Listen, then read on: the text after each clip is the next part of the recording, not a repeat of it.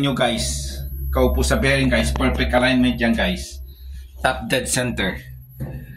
Look, ang kanyang ikot guys, walang katunog-tunog, perfect alignment.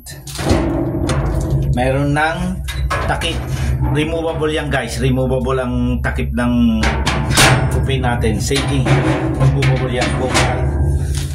Okay, ko na yan guys.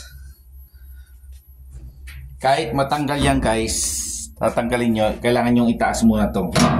Tapos hindi yan mahuhulog guys, kasi na-measure ko na yan yung clearance.